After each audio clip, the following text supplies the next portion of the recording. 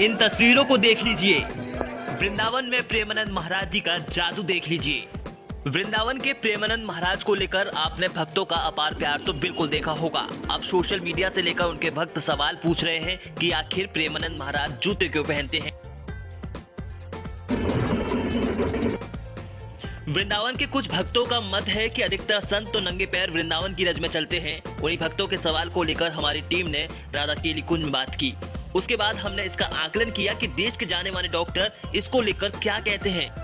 सुनिए सबसे बड़े पैनल के सबसे बड़े डॉक्टरों की राय इस पर क्या है। देखिए, जहाँ तक आपने किडनी की बात है तो देखो, किडनी जो हमारी है बहुत ही हमारे एसेंशियल ऑर्गन है, एक इम्पॉर्टेंट ऑर्गन है। अगर किसी की दोनों किडनीज में खराब हो जाती हैं और उसका क्रिएटिनिन बढ़ना शुरू हो जाता है, वो 5, 6, 7 से ऊपर बढ़ जाता है, सीरम क्रिएटिनिन एक ब्लड टेस्ट होता है, तो उसमें पेशेंट को हम क्रोनिक किडनी डिसीज का डायग्नोसिस देते हैं, या उनको हम बोलते हैं उनको कि एंड स्टेज किडनी डिसीज हो गई है।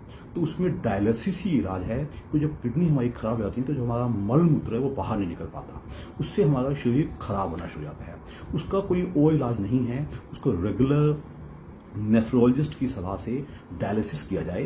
वो डायलिसिस महीने में 1 बार भी होता है, कई बार महीने में 2 बार भी करना पड़ता है, कई बार हर हफ्ते भी करना पड़ता है। वो डिपेंड करता है कि पेशेंट का जो किडनी उसका क्रिएटिनिन है वो कितना बढ़ जाता है।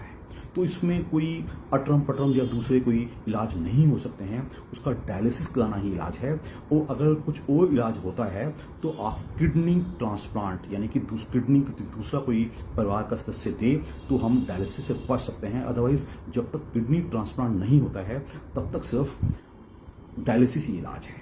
दूसरा, जहां तक बात है कि इन लोगों को जूता पहनना नहीं पहनना, इन बातों का बहुत ज़्यादा महत्व नहीं है। वो एक नॉर्मल जिंदगी जी सकते हैं।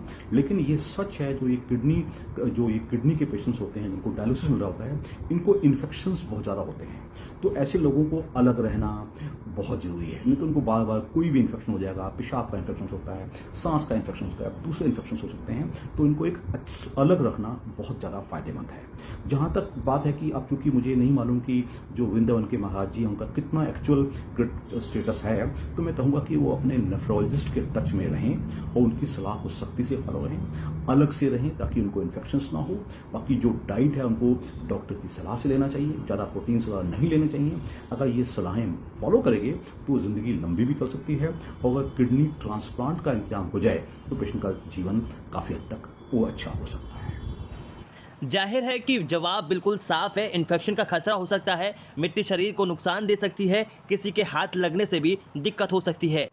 यही वही कारण है कि जो प्रोटोकॉल के नियमों से प्रेमानंद महाराज जी को बांधे रखता है। इसलिए महाराज जी जूते भी पहनते हैं और लोगों को सलाह भी देते हैं कि वो उनको ना छुएं। इसलिए आप सब निश्चिंत रहिए, जब तक श्री जी को सेवा करा ले सिंह की तरह दहाड़ते रहेंगे।